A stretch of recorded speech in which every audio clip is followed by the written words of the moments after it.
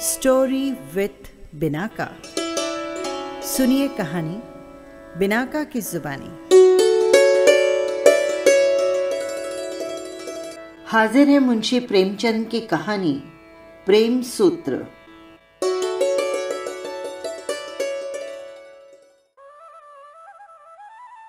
संसार में कुछ लोग ऐसे भी होते हैं जिन्हें दूसरों के मुख से अपनी पत्नी की सौंदर्य प्रशंसा सुनकर उतना ही आनंद आता है जितनी अपनी कीर्ति की चर्चा सुनकर।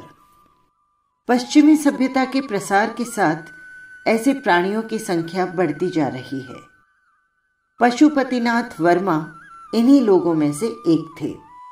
जब लोग उसकी परम सुंदरी स्त्री की तारीफ करते और कहते, ओह कितनी अनुपम रूप राशि है, कितना अलौकिक सौंदर्य है, तब वर्मा जी मारे खुशी के गर्व से फूल उठते। संध्या का समय था, मोटर तैयार खड़ी थी। वर्मा जी सैर करने जा रहे थे, किंतु प्रभा जाने को उत्सुक नहीं मालूम होती थी। वो एक कुर्सी पर बैठी हुई कोई उपन्यास पढ़ रही थी।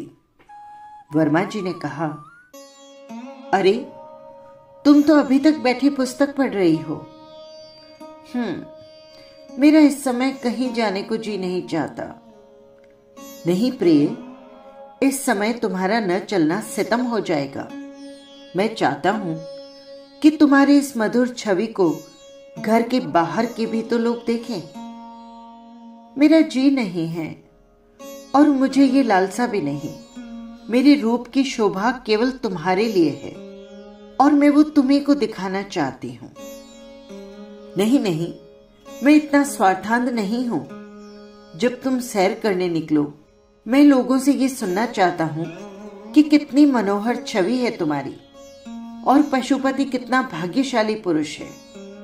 तुम चाहते हो पर मैं नहीं चाहती, तो इसी बात पर आज मैं कहीं नहीं जाऊंगी। तुम भी ना जाओ। हम दोनों अपने ही बाग में टहलेंगे आज। तुम हौज के किनारे हरी हरी घास पर लेट जाना और मैं तुम्हें वीणा बजाकर सुनाऊंगी। तुम्हारे लिए फूलों का हार बनाऊंगी।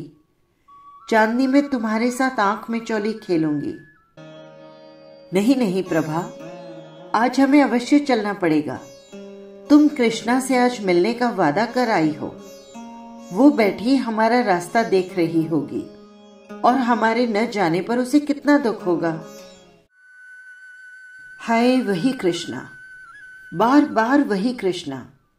पति के मुख से नित्य ये नाम चिंगारी की भांति उड़कर प्रभा को जलाकर भस्म कर देता था। प्रभा को अब मालूम हुआ कि आज ये बाहर जाने के लिए क्यों इतने उत्सुक हैं।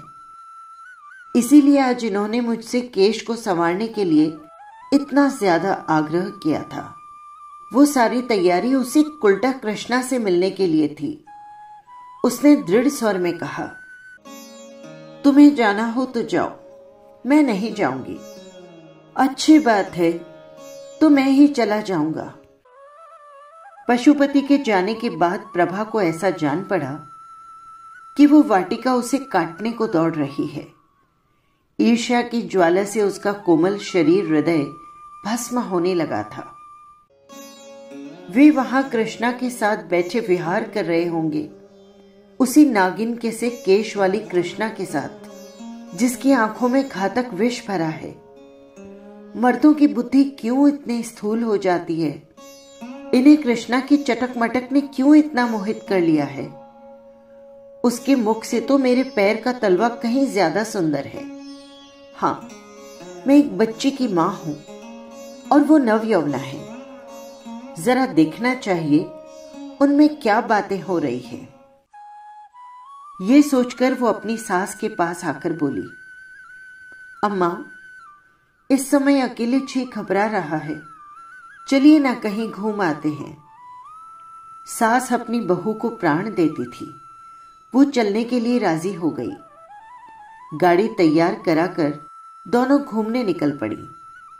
प्रभा का श्रृंगार देखकर भ्रम हो सकता था कि वो बहुत प्रसन्न है, किंतु उसके अंतःस्थल में एक भीषण ज्वाला दहक रही थी और उसे छिपाने के लिए वो मीठे स्वर में एक गीत गाती जा रही थी। गाड़ी एक सुरम्य उपवन में उड़ी जा रही थी।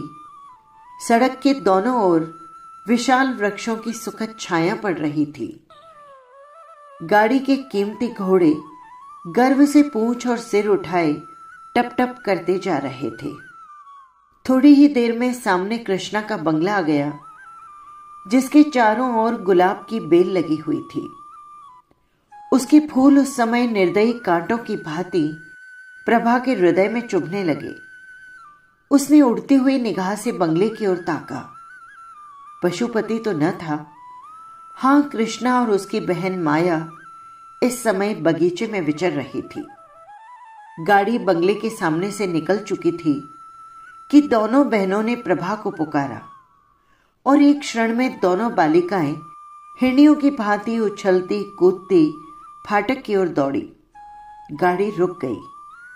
कृष्णा ने हंसकर उसकी सास से कहा, अम्मा जी, आज आप प्रभा को एक आध घंटे के लिए हमारे पास छोड़ जाइए। आप इधर से जब वापस लौटें तो इन्हें लेते जाइएगा। यह कहकर दोनों ने प्रभा को गाड़ी से बाहर खींच लिया। सास भला इनकार कैसे करती। जब गाड़ी चली गई तो दोनों बहनों ने प्रभा को बगीचे में एक बेंच पर जा बिठाया। प्रभा को इन दोनों के साथ बातें करती बड़ी झिझक हो रही थी।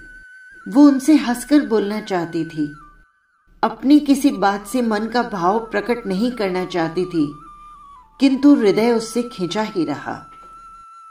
कृष्णा ने प्रभा की साड़ी पर एक तीव्र दृष्टि डाली और कहा, बहन, क्या ये साड़ी अभी ली है तुमने? इसका गुलाबी रंग तो तुम पर नहीं खिलता। कोई और रंग क्यों नहीं लिया? प्रभा ने कहा, ये उनकी पसंद है, मैं क्या करती। दोनों बहनें ठट्टा मारकर हंस पड़ी। फिर माया ने कहा, अरे उन महाशय की रुचि का क्या कहना, सारी दुनिया से निराली है। अभी अभी इधर से गए हैं। सिर पर इससे भी अधिक गहरी लाल पगड़ी पहनी थी। सहसा पशुपति भी सैर से निकलता हुआ सामने से गुजरा। प्रभा को दोनों बहनों के साथ देखकर उसके जी में आया कि अपनी मोटर रोक ले। वो अकेले इन दोनों से मिलना शिष्टाचार के विरुद्ध समझता था। इसीलिए वो प्रभा को अपने साथ लाना चाहता था। जाते समय वो बहुत साहस करने पर भी मोटर से न उतर सका। प्रभा को वहां देखकर इस सुअवसर से लाभ उठाने की उसकी बड़ी इच्छा हुई, लेकिन दोनों बहनों की हास्य ध्वनि सुनकर वो संकोचवश न उतरा। थोड़ी देर तक तीनों रमणियां चुपचाप बैठी रही। तब कृष्णा बोली, देखो ना, पशुपति बाबू यहां आना चाहते हैं पर शर्म के मारे नहीं आए। मेरा विचार है कि संबंधियों को आपस में इतना संकोच नहीं करना चाहिए। समाज का ये नियम कम से कम मुझे तो बहुत बुरा मालूम होता है। तुम्हारा क्या विचार है प्रभा? प्रभा ने व्यंग भाव से कहा, हां, ये तो समाज का अन्याय है। प्रभा इस समय भूमि की ओर ताक रही थी, पर उसकी आंखों में ऐसा तिरस्कार निकल रहा था जिससे दोनों बहनों के परिहास को लज्जा सूचक मौन में परिणित कर दिया। उसकी आंखों से एक चिंगारी सी निकली जिससे दोनों युवतियों के आमोद प्रमोद और उस कुवृत्ति को जला डाला जो प्रभा के पति परायण हृदय को बेध रही थी। उस हृदय को जिसमें अपने पति के सिवा और किसी को जगह न थी। माया ने जब देखा कि प्रभा इस वक्त क्रोध से भरी बैठी है तो वो बेंच से उठ खड़ी हुई और बोली, आओ न बहन, जरा टहलते हैं। यहां बैठे रहने से तो अच्छा है कि टहलना चाहिए। प्रभा ज्यों की त्यों बैठी रही, पर वे दोनों बहनें बाग में टहलने लगी। उस वक्त प्रभा का ध्यान उन दोनों के वस्त्राभूषण की ओर गया। माया बंगाल की गुलाबी रेशम की एक महीन साड़ी पहने थी, जिसमें न जाने कितनी चुन्नटें पड़ी हुई थी। उसके हाथ में एक रेशमी छतरी थी, जिसे उसने सूर्य के अमित किरणों से बचने के लिए खोल लिया था। कृष्णा के वस्त्र भी वैसे ही थे। हाँ, उसकी साड़ी पीले रंग की थी और उसके घूंघर वाले बाल साड़ी से निकलकर माथे और गालों पर लहरा रहे थे।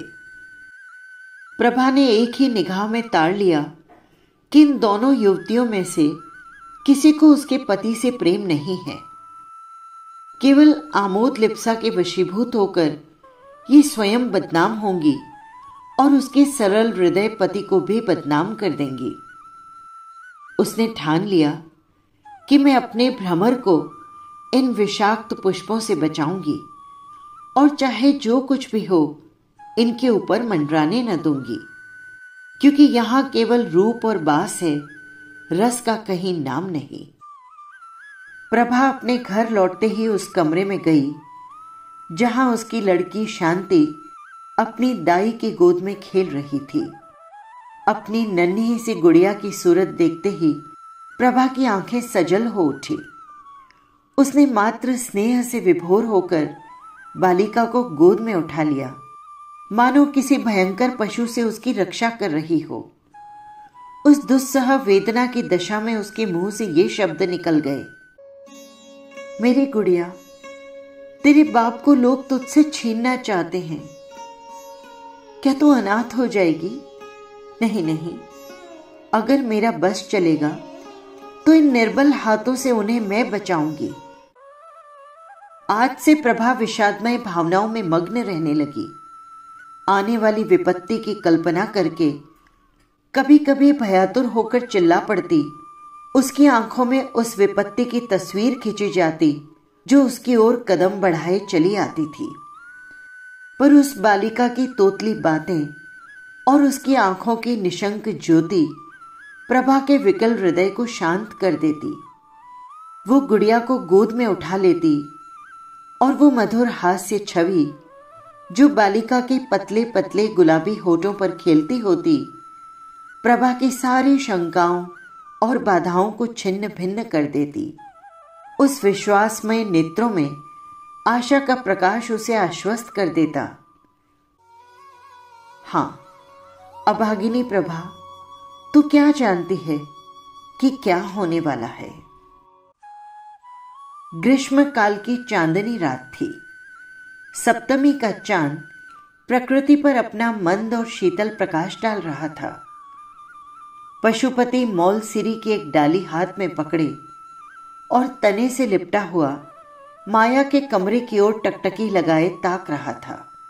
कमरे का द्वार खुला हुआ था और शांत निशा में रेशमी साड़ियों की सरसराहट के साथ दो रमणियों की मधुर हास्य ध्वनि मिलकर पशुपति के कानों तक पहुंचते पहुंचते आकाश में विलीन हो जाती थी। दोनों बहनें कमरे से निकली और उसी ओर चली जहां पशुपति खड़ा था। जब दोनों उस वृक्ष के पास पहुंची तो पशुपति की परछाई देखकर कृष्णा चौंक पड़ी और बोली, अरे बहना, देख तो ये क्या है? पशुपति वृक्ष के नीचे से आकर सामने खड़ा हो गया। कृष्णा उन्हें पहचान गई और कठोर स्वर में बोली, आप यहां क्या कर रहे हैं? बतलाइए, यहां आपका क्या काम है? बोलिए, जल्दी बोलिए। पशुपति की सिट्टी पिट्टी गुम हो गई। इस अवसर के लिए उसने जो प्रेम वाक्य रटे थे वे सब विस्मृत हो गए। सशंक होकर बोला, कुछ नहीं प्रिया, आज संध्या समय जब मैं आपके मकान के सामने से जा रहा था तब मैंने आपको आपकी बहन से बात करते सुना कि आज रात को आप इस वृक्ष के नीचे बैठकर चांदनी का आनंद उठाएंगी। मैं भी आपसे कुछ कहने के लिए आपके चरणों पर अपना समर्पित करने के लिए। ये सुनते ही कृष्णा की आंखों में चंचल ज्वाला से निकली और उसके होठों पर व्यंग्यपूर्ण हास्य की झलक दिखाई दी। बोली, महाशय, आप तो एक विचित्र अभिनय करने लगे। कृपा करके पैरों से उठिए और जो कुछ कहना चाहते हो जल्दी से कह डालिए, और जितने आंसू गिराने हो 1 सेकंड में गिरा दीजिए। मैं रुक रुक कर और घिघिया कर बातें करने वालों को बिल्कुल भी पसंद नहीं करती। और हाँ, ध्यान रखिएगा कि बातें और रोना साथ साथ ना हो। कहिए, क्या कहना चाहते हैं? मुझे लगता है कि आप नहीं कह पाएंगे। लीजिए, समय बीत गया, मैं तो जाती हूं। कृष्णा वहां से चल दी। माया भी उसके साथ ही चली गई। पशुपति एक क्षण तक वहां पर खड़ा रहा। वो भी उनके पीछे पीछे चला, मानो वो सुई है जो चुंबक के आकर्षण से आप ही आप खींचा चला जाता है। सहसा कृष्णा रुक गई और बोली, सुनिए पशुपति बाबू, आज संध्या समय प्रभा की बातों से मालूम हो गया कि उन्हें आपका और मेरा मिलना जुलना बिल्कुल नहीं भाता। कृष्णा जी, प्रभा की तो आप चर्चा ही छोड़ दीजिए। क्यों छोड़ दूं? क्या वो आपकी पत्नी नहीं है? आप इस समय उसे घर में अकेले छोड़कर मुझसे क्या ये कहने आए हैं कि मैं उनकी चर्चा न करूं? जी नहीं, मैं ये कहने के लिए आया हूं कि अब ये विरागनी सही नहीं जाती। आप तो इस कला में बहुत निपुण जान पड़ते हैं। प्रेम, समर्पण, विरागनी, ये शब्द आपने कहां से सीखे? कृष्णा, मुझे तुमसे इतना प्रेम है कि मैं पागल हो गया हूं। तुम्हें प्रभा से क्यों प्रेम नहीं है? कृष्णा, मैं तो तुम्हारा उपासक हूं, लेकिन ये क्यों भूल जाते हैं कि तुम प्रभा के स्वामी हो? लेकिन मैं तो तुम्हारा दास हूं। मैं ऐसी बातें नहीं सुनना चाहती। तुम्हें मेरी एक एक बात सुननी पड़ेगी कृष्णा। तुम जो चाहो वो मैं करने को तैयार हूं। अच्छा, अगर ये बातें कहीं वो सुन ले तो? सुन ले तो सुन ले, मैं हर बात के लिए तैयार हूं। मैं फिर कहता हूं कि अगर तुम्हारी मुझ पर कृपा दृष्टि न हुई तो मैं मर जाऊंगा। तुम्हें मुझसे ये बात करते समय अपनी पत्नी का ध्यान नहीं आता? मैं उसका पति नहीं होना चाहता हूं। मैं तो तुम्हारा दास होने के लिए बनाया गया हूं। वो सुगंध जो इस समय तुम्हारी साड़ी से निकल रही है, मेरी जान है। तुम्हारे ये छोटे छोटे पांव मेरे प्राण हैं। तुम्हारी हंसी, तुम्हारी छवि, तुम्हारा एक एक अंग मेरे प्राण है। मैं तो केवल और केवल तुम्हारे लिए पैदा हुआ हूं। ओहो, अब तो ये सब सुनते सुनते मेरे कान भर गए। ये व्याख्यान और ये गद्य काव्य सुनने के लिए मेरे पास समय नहीं है। आओ माया, मुझे तो सर्दी लग रही है, चलकर अंदर बैठें। ये निष्ठुर शब्द सुनकर पशुपति की आंखों के सामने अंधेरा छा गया, मगर अब भी उसका मन यही चाहता था कि कृष्णा के पैरों में गिर पड़े और इससे भी करुण शब्दों में अपने प्रेम की कथा सुनाए। किंतु दोनों बहनें इतनी देर में कमरे में पहुंच चुकी थी और द्वार बंद कर लिया था। पशुपति के लिए निराश घर लौट आने के सिवाय और कोई चारा नहीं रह गया था। कृष्णा अपने कमरे में जाकर थकी हुई सी एक कुर्सी पर बैठ गई और सोचने लगी। कहीं प्रभा सुन ले तो बात का बतंगड़ हो जाए, सारे शहर में इसकी चर्चा होने लगे और हमें कहीं मुंह दिखाने को जगह न रहे। और ये सब जरा से दिल्लगी के कारण। लेकिन लगता है पशुपति का प्रेम सच्चा है, इसमें कोई संदेह नहीं। वो जो कुछ कहता है अंतःकरण से कहता है। अगर मैं इस वक्त जरा सा संकेत कर दूं तो वो प्रभा को भी छोड़ देगा। अपने आपे में नहीं है, जो कुछ कहूं वो करने को तैयार है। लेकिन प्रभा, डरो मत, मैं तुम्हारा सर्वनाश नहीं करूंगी। तुम मुझसे बहुत नीचे हो। ये मेरे अनुपम सौंदर्य के लिए गौरव की बात नहीं कि तुम जैसी रूप विहीना से बाजी मार ले जाऊं। अरे पशुपति, तुम्हारे भाग्य में जो लिखा था वो हो चुका। तुम्हारे ऊपर मुझे दया आती है, मगर क्या किया जाए। एक खत पहले हाथ पड़ चुका था। ये दूसरा पत्र था जो प्रभा को पतिदेव की कोट की जेब से मिला था। कैसा पत्र था! आह, इसे पढ़ते ही प्रभा के देह में एक ज्वाला सी उठने लगी। तो यूं कहिए कि ये अब कृष्णा के हो चुके। अब इसमें कोई संदेह नहीं रहा। अब मेरे जीने को धिक्कार है। जब जीवन में कोई सुख ही नहीं रहा तो क्यों न इस बोझ को उतार कर फेंक दूं। वही पशुपति जिसे कविता से लेश मात्र रुचि न थी, अब कवि हो गया है और कृष्णा को छंदों में पत्र लिखता है। प्रभा ने अपने स्वामी को उधर से हटाने के लिए वो सब कुछ किया जो उससे हो सकता था, पर प्रेम का प्रभाव उससे रुके न रुका और आज उस प्रभा तले उसके जीवन की नौका निराधार बही चली जा रही थी। इसमें कोई संदेह नहीं कि प्रभा को अपने पति से सच्चा प्रेम था, लेकिन आत्मसमर्पण की तुष्टि आत्मसमर्पण से ही होती है। वो अपेक्षा और निष्ठुरता को सहन नहीं कर सकता। प्रभा के मन में विद्रोह का भाव जागृत होने लगा। उसका आत्माभिमान जाता रहा। उसके मन में न जाने कितने भीषण संकल्प होते, किंतु अपनी असमर्थता और दीनता पर आप ही आप रोने लगती। ओह, उसका सर्वस्व उससे छीन लिया गया और अब संसार में उसका कोई मित्र नहीं, कोई साथी नहीं। पशुपति आजकल नित्य बनाव संवार में मग्न रहता, नित्य नए नए सूट बदलता। उसे आईने के सामने अपने बालों को संवारते देख प्रभा की आंखों से आंसू बहने लगते।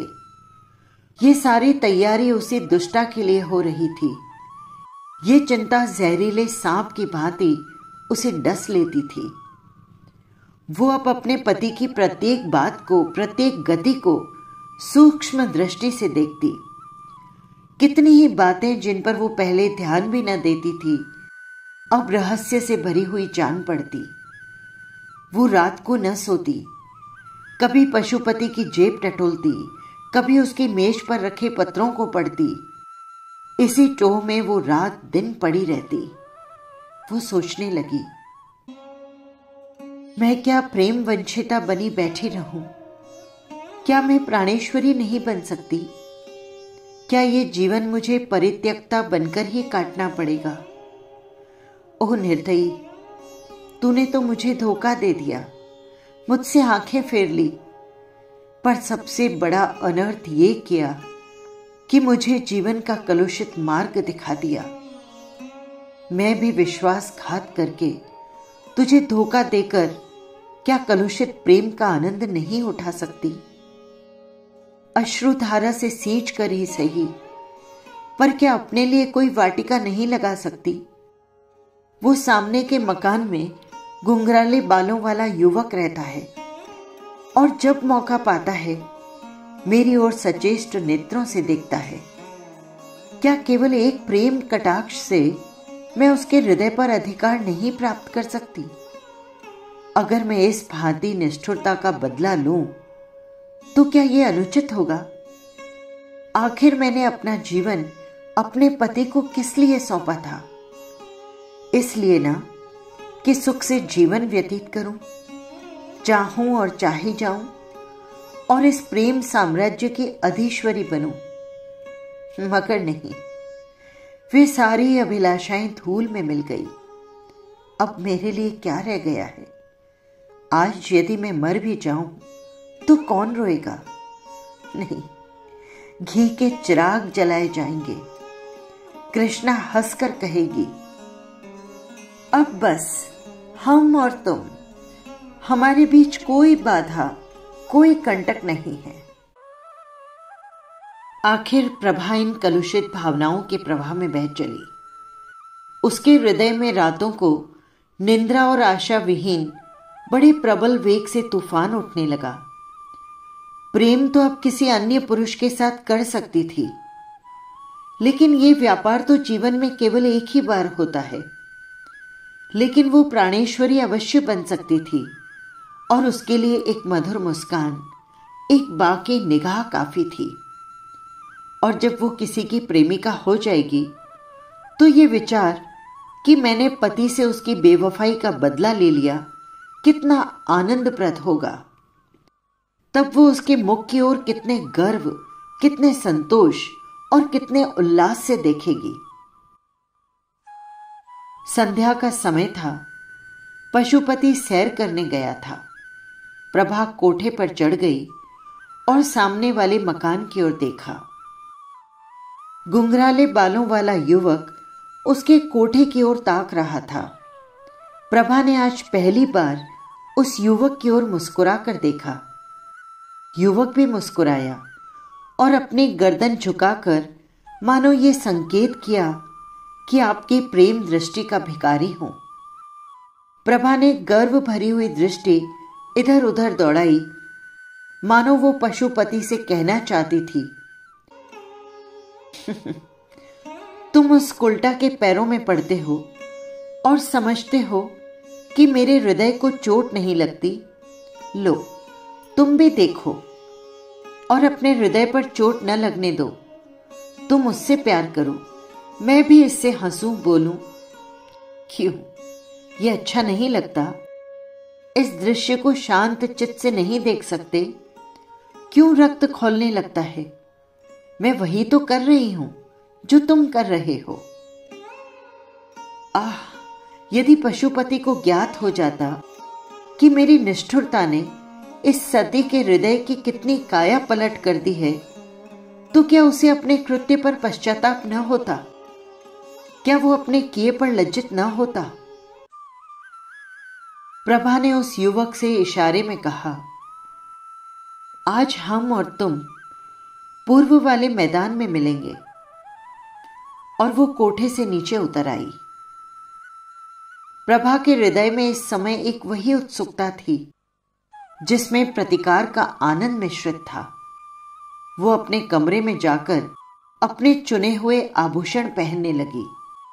एक क्षण में एक फलसाई रंग की रेशमी साड़ी पहने कमरे से निकली और बाहर जाना ही चाहती थी कि शांता ने पुकारा, अम्मा जी, आप कहाँ जा रही हैं? मैं भी आपके साथ चलूंगी। प्रभा ने झट बालिका को गोद में उठा लिया और उसे छाती से लगाते ही उसके विचारों ने पलटा खाया। उन बाल नेत्रों में उसके प्रति कितना असीम विश्वास, कितना सरल स्नेह, कितना पवित्र प्रेम झलक रहा था। उसे उस समय माता का कर्तव्य याद आया। क्या उसके प्रेम आकांक्षा उसके वात्सल्य भाव को कुचल देगी? क्या वो प्रतिकार की प्रबल इच्छा पर अपने मात्र कर्तव्य को बलिदान कर देगी? क्या वो अपने क्षणिक सुख के लिए उस बालिका का भविष्य, उसका जीवन धूल में मिला देगी? प्रभा की आंखों से अश्रु की 2 बूंदें गिर पड़ी। उसने कहा, नहीं, कदापि नहीं। मैं अपनी प्यारी गुड़िया के लिए सब कुछ सह सकती हूं। 1 महीना गुजर गया।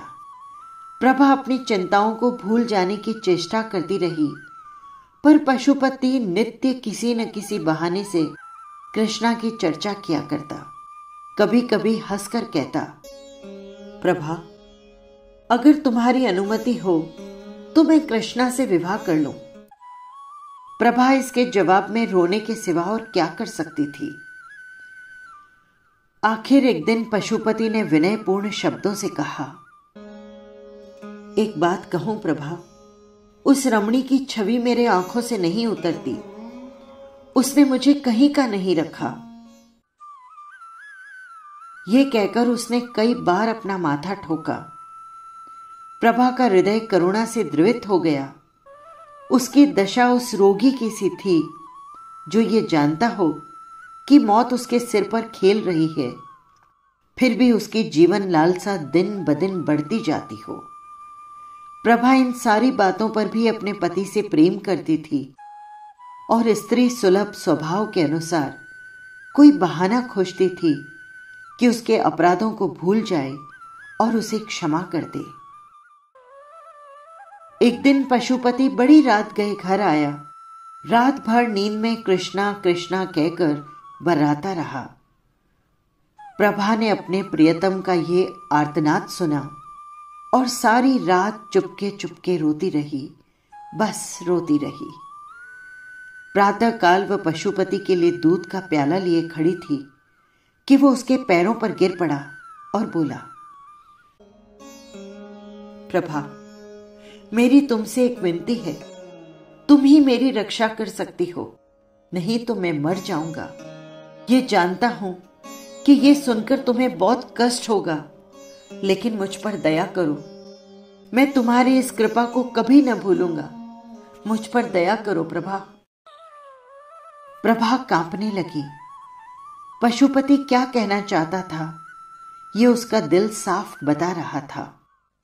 फिर भी वो भयभीत होकर पीछे हट गई और दूध का प्याला मेज पर रखकर अपने पीले मुख को कांपते हाथों से छुपा लिया।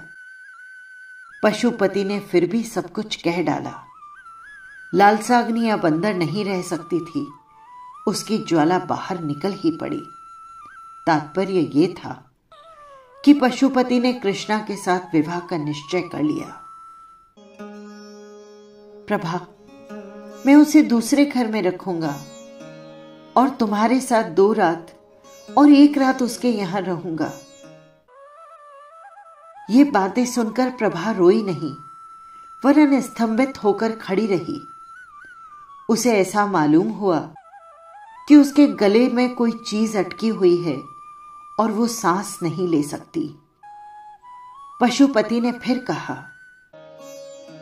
प्रभा, तुम नहीं जानती कि जितना प्रेम तुमसे मुझे आज है उतना पहले कभी नहीं था। मैं तुमसे अलग नहीं हो सकता। मैं जीवन पर्यंत तुम्हें इसी भांति प्यार करता रहूंगा। पर कृष्णा मुझे मार डालेगी। केवल तुम ही मेरी रक्षा कर सकती हो। मुझे उसके हाथ मत छोड़ो प्रिय। अभागिनी प्रभा, तुझसे पूछ पूछ कर तेरी गर्दन पर छुरी चलाई जा रही है। तू गर्दन झुका देगी या आत्मा गौरव से सिर उठाकर कहेगी, मैं ये नीच प्रस्ताव नहीं सुन सकती। प्रभा ने इन बातों के जवाब में कुछ न कहा। वो अचेत होकर भूमि पर गिर पड़ी। जब होश आया, कहने लगी, बहुत अच्छा, जैसे तुम्हारी इच्छा, लेकिन मुझे छोड़ दो। मैं अपनी मां के घर जाऊंगी। मेरी शांता मुझे दे दो। ये कहकर वो रोती हुई वहां से शांता को लेने चली गई और उसे गोद में लेकर कमरे से बाहर निकली। पशुपति लज्जा और ग्लानि से सिर झुकाए उसके पीछे पीछे आता रहा और कहता रहा, जैसी तुम्हारी इच्छा हो प्रभा, तुम वो करो। और मैं क्या कहूं, किंतु मेरी प्यारी प्रभा, वादा करो कि तुम मुझे क्षमा कर दोगी। किंतु प्रभा ने उसको कोई जवाब न दिया और बराबर द्वार की ओर चलती रही। तब पशुपति ने आगे बढ़कर उसे पकड़ लिया और उसके मुरझाए हुए पर अश्रु सिंचित कपोलों को चूम चूम कर कहने लगा, प्रिय, मुझे भूल न जाना। तुम्हारी याद मेरे हृदय में सदैव बनी रहेगी। अपनी अंगूठी मुझे देती जाओ। मैं उसे तुम्हारी निशानी समझकर रखूंगा और उसे हृदय से लगाकर इस दाह को शीतल करूंगा। ईश्वर के लिए प्रभा, तुम मुझे छोड़ना मत। मुझसे नाराज न होना। 1 सप्ते के लिए तुम अपनी माता के पास रहो, फिर मैं तुम्हें वहां से ले आऊंगा। प्रभा ने पशुपति के करपाश से अपने को छुड़ा लिया और अपनी लाडली का हाथ पकड़ते हुए गाड़ी की ओर चल पड़ी। उसने पशुपति को कोई उत्तर न दिया और न ये सुना कि वो क्या कह रहा है। अम्मा, अम्मा, आप क्यों हंस रही हैं? कुछ भी तो नहीं बेटी। वो पीले पीले पुराने कागज तुम्हारे हाथ में क्या है मां? ये उस ऋण के पुर्जे हैं जो वापस नहीं मिला। अम्मा, ये तो कोई पुराने खत मालूम होते हैं। नहीं बेटी, बात ये थी कि प्रभा अपनी 14 वर्ष की युवती पुत्री के सामने सत्य का पर्दा नहीं खोलना चाहती थी। हाँ, वे कागज वास्तव में एक ऐसे कर्ज के पुर्जे थे जो वापस नहीं मिला। ये वही पुराने पत्र थे जो आज एक किताब में रखे हुए मिले थे और ऐसे फूल की पंखुड़ियों की भांति दिख रहे थे जिनका रंग और गंध किताब में रखे रखे उड़ गया हो। तथापि वे सुख के दिनों को याद दिला रहे थे और इस कारण प्रभा की दृष्टि में वे बहुमूल्य थे।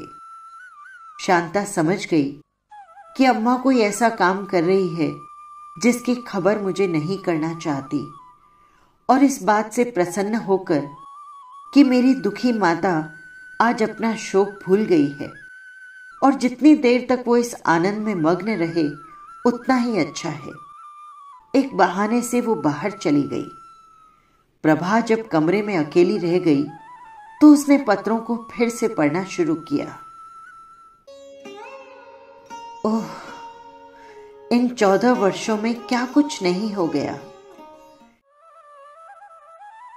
इस समय उस विरहिणी के हृदय में कितनी ही पूर्व स्मृतियां जागृत हो गई, जिन्होंने हर्ष और शोक के स्तोत्र एक साथ ही खोल दिए।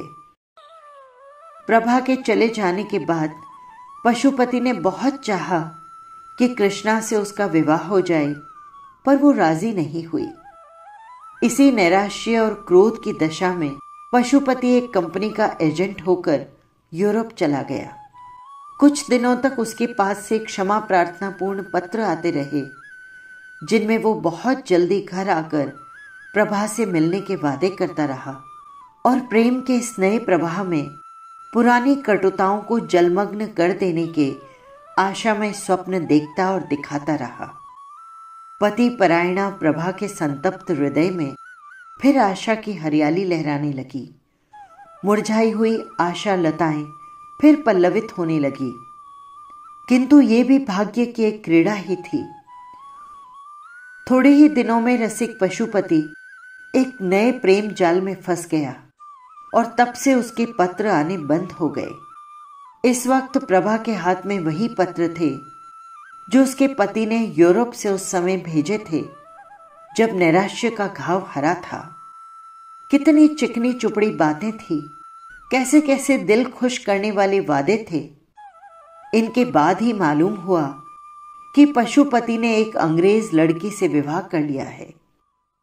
प्रभा पर वज्र सा गिर पड़ा, उसके हृदय के टुकड़े हो गए, सारी आशाओं पर पानी फिर गया। उसका निर्बल शरीर इस आघात को सहन न कर सका, उसे ज्वर आने लगा और किसी को उसके जीवन की आशा न रही। वो स्वयं मृत्यु की अभिलाषिणी थी और मालूम भी होता था कि मौत किसी सर्प की भांति उसकी देह से लिपट गई है, लेकिन बुलाने से मौत भी नहीं आती। ज्वर शांत हो गया और प्रभा फिर वही आशा विहीन जीवन व्यतीत करने लगी। एक दिन प्रभा ने सुना कि पशुपति यूरोप से लौट आया है और वो यूरोपियन स्त्री उसके साथ नहीं है, बल्कि उसके लौटने का कारण भी वही स्त्री है। वो 12 साल तक उसकी सहयोगिनी रही, पर एक दिन एक अंग्रेज युवक के साथ भाग गई। इस भीषण और अत्यंत कठोर आघात ने पशुपति की कमर तोड़ दी थी। वो नौकरी छोड़कर घर चला आया। अब उसकी सूरत इतनी बदल गई थी कि उसके मित्र लोग उसे बाजार में मिलते तो उसे पहचान न सकते। मालूम होता था कोई बूढ़ा कमर झुकाए चला आता है। उसके बाल तक सफेद हो गए थे। घर आकर पशुपति ने एक दिन शांता को बुलावा भेजा। इस तरह शांता उसके घर आने जाने लगी। वो अपने पिता की दशा देखकर मन ही मन कुढ़ती थी। इसी बीच शांता के विवाह के संदेश आने लगे, लेकिन प्रभा को अपने वैवाहिक जीवन में जो अनुभव हुआ था वो उसे इन संदेशों को लौटाने पर मजबूर करता था। वो सोचती थी कहीं इस लड़की की भी वही गति न हो जो मेरी हुई है। उसे ऐसा मालूम होता कि यदि शांता का विवाह हो गया तो इस अंतिम अवस्था में भी मुझे चैन न मिलेगा और मरने के बाद भी मैं पुत्री का शोक लेकर जाऊंगी। लेकिन अंत में एक ऐसे अच्छे घराने से संदेश आया कि प्रभा उसे मना नहीं कर सकी। घर बहुत ही संपन्न था, वर भी बहुत ही सुयोग्य था। प्रभा को स्वीकार करना ही पड़ा, लेकिन पिता की अनुमति भी आवश्यक थी। प्रभा ने इसी विषय में पशुपति को एक पत्र लिखा और शांता के ही हाथ भेज दिया। जब शांता पत्र लेकर गई तब प्रभा भोजन बनाने चली गई। भांति भांति की अमंगल कल्पनाएं उसके मन में आने लगी और चूल्हे से निकलते धुएं में उसे एक चित्र सा दिखाई दिया कि शांता के पतले पतले होठ सूखे हुए हैं और वो कांप रही है। और जिस तरह प्रभा पति गृह से आकर मां की गोद में गिर गई थी, उसी तरह शांता भी आकर माता की गोद में गिर पड़ी है। पशुपति ने प्रभा का पत्र पढ़ा तो उसे चुप सी लग गई। उसने अपना सिगरेट जलाया और जोर जोर से कश खींचने लगा। फिर वो उठ खड़ा हुआ और कमरे में टहलने लगा। कभी मूंछों को दांतों से काटता तो कभी खिचड़ी दाढ़ी को नीचे की ओर खींचता। सहसा वो शांता के पास आकर खड़ा हो गया और कांपते स्वर में बोला, बेटी, जिस घर को तेरी मां स्वीकारती हो उसे मैं कैसे मना कर सकता हूं। उन्होंने बहुत सोच समझकर हामी भरी होगी। ईश्वर करे तुम सदा सौभाग्यवती रहो। मुझे दुख है तो इतना कि जब तू अपने घर चली जाएगी तो तेरी माता अकेली रह जाएगी। कोई उसके आंसू पोंछने वाला न रहेगा। कोई ऐसा उपाय सोच कि तेरी माता का क्लेश दूर हो जाए और मैं भी इस तरह मारा मारा न फिरूं। ऐसा उपाय बस तू ही निकाल सकती है। संभव है लज्जा और संकोच के कारण मैं अपने हृदय की बात तुझसे कभी न कह सकता, लेकिन अब तू जा रही है बेटी, और मुझे संकोच का त्याग करने के सिवाय कोई उपाय नहीं सूझता। तेरी मां तुझे प्यार करती है और तेरा अनुरोध कभी न टालेगी।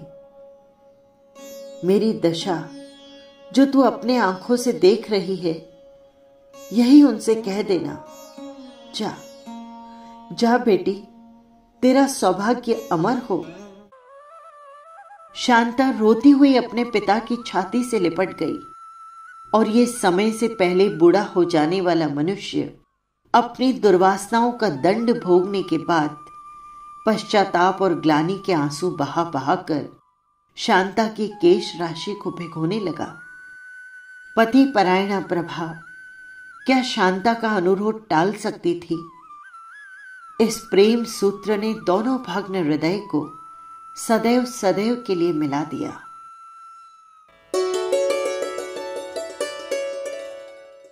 बस यही थी कहानी। आपको कैसी लगी कमेंट बॉक्स में जरूर लिखिएगा। और हाँ, यदि आपने चैनल सब्सक्राइब नहीं किया है तो कर लीजिएगा, जिससे हर कहानी सीधे पहुंच सके आप तक। फिर मिलेंगे किसी नई कहानी के साथ। नमस्कार।